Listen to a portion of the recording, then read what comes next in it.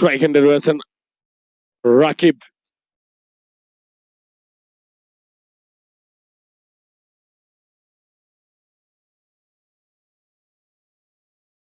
বক্সে বল করেছিলেন, casually bat এনেছেন।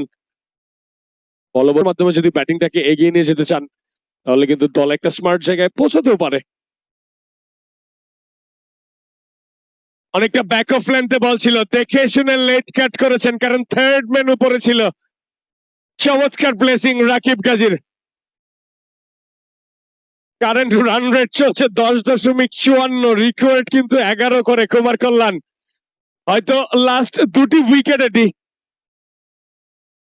তবে চমৎকার সাপোর্ট দিচ্ছেন আসিফ মাহমুদকে কিন্তু রাকিব গাজী। একদম একজন ক্রিকেটার, এখনো ঢাকা লিগ খেলেননি, চেষ্টা করছেন ভাইদের সাথে ফাইট করে নিজের জায়গাটা ধরে রাখার জন্য। দিস ইজ কল এনভায়রনমেন্ট, চমৎকার এনভায়রনমেন্ট 10-12 স্পোর্টস এর। একদম ক্রিকেটার থেকে প্রিমিয়ার ডিভিশন প্লেয়ারদের সাথে ওনারা টিমমেট হয়ে খেলছেন। এবার বক্সে বল করেছেন ভালো জায়গায়, তবে রেখেও দিয়েছেন রাকিব গাজী।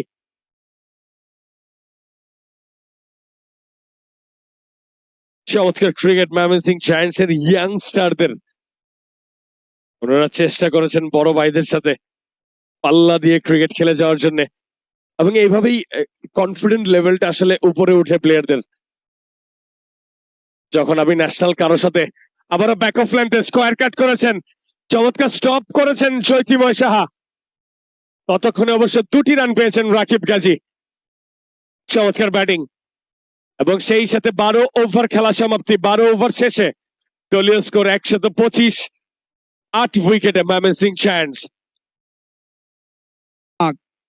দুটো উইকেট নিয়েছেন অপর pace bowler Irfan Hossain, 10 run দিয়ে একটা করে উইকেট শোয়েব এবং জ্যোতির্ময় সাহা। পেস বোলারাই কিন্তু অ্যাকচুয়ালি এলোমেলো করে দিয়েছেন।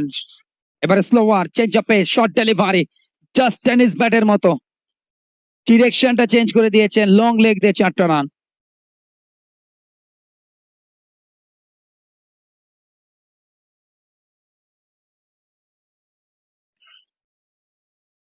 আমার মনে হয় যে ইরফানকে জোর করাটা উচিত হবে না, কারণ ঠিক 45 বলে 91 রান দরকার। লেফট আর্ম স্পিনারকে ডাকা পেয়েছে।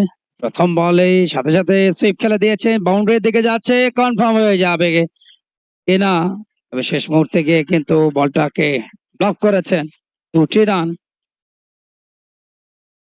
128 এই মুহূর্তে স্কোরটা। 89 রান। লিগ যারা সবচেয়ে বড় ভূমিকা রাখছেন, এগিয়ে এসছেন দেশের ক্রিকেটের উন্নয়নের স্বার্থে এই ধরনের আয়োজনে, তারা ফ্র্যাঞ্চাইজি মালিক হিসেবে সম্পৃক্ত, ক্রিকেট ভালোবাসেন। ক্রিকেট আমাদের প্যাশন, ক্রিকেট আমাদের উন্মাদনা। আজকে ক্রিকেট দিয়েই কিন্তু সারা পৃথিবীতে কমপ্লিট করেছেন artisan Zubair Bangladesh quality garments, MKS sports, সোলোকো, শিউলিশ ফ্যাশন হাউস, টিকে স্পোর্টস এবং পূবের গাঁও ক্রীড়া শিক্ষা প্রতিষ্ঠান, PKSP, technical support by Bangladesh cricket board. 4টি বল করেছেন এখন পর্যন্ত ইয়াসিন হোসেন। বড় সামনের পায়ে বল, সামনের পায়ে ডিফেন্স করেছেন রাকিব গাজী।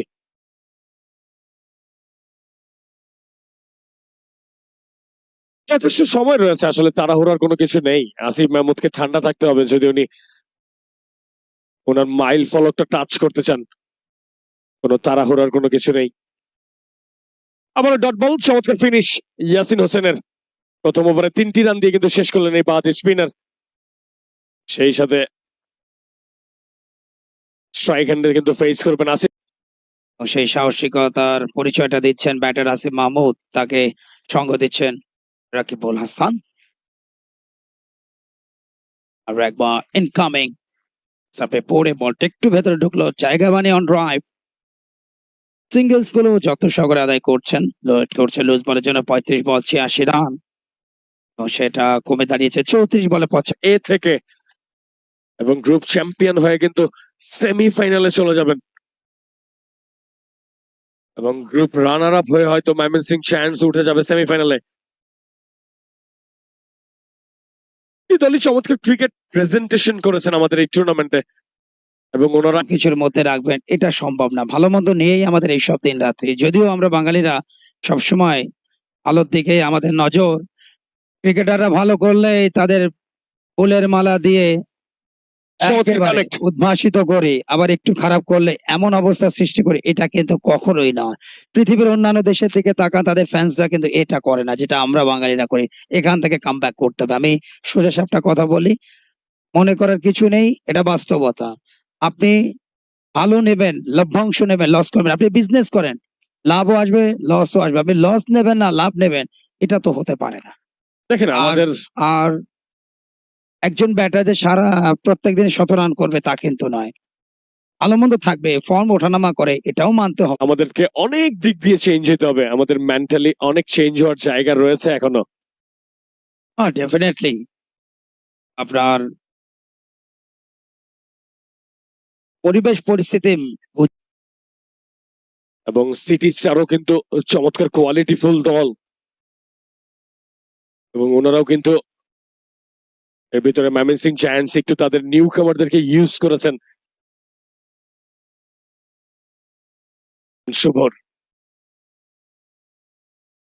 একটা ফুটওয়ার্ক দেখতে পেয়েছিলাম আমরা, স্টপেজ হয়েছিল, একটা রান আউটের চান্স, ক্যাচ মিস করার পরেও কিন্তু একটা রান আউট ক্লিয়ার চান্স ছিল যদি স্ট্রাইক হ্যান্ডে উনি সময় নিয়ে থ্রো করতেন। ইয়াং প্লেয়ার, অনেক সময় আসলে ব্রেইন দেয় না, শিখছেন এখান থেকে এই হাড্ডাহাড্ডি সিচুয়েশন গুলি।